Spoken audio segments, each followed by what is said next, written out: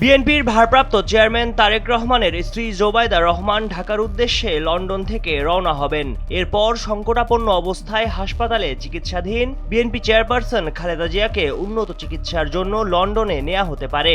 বিএনপির উচ্চ পর্যায়ের একাধিক সূত্র এ তথ্য জানিয়েছে খবর বিবিসির।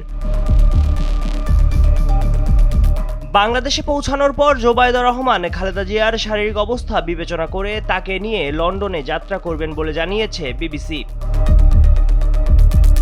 এদিকে বৃহস্পতিবার কাতার জানিয়েছে খালেদা জিয়াকে বিদেশে নিতে হলে এয়ার অ্যাম্বুলেন্স দিতে দেশটি প্রস্তুত রয়েছে।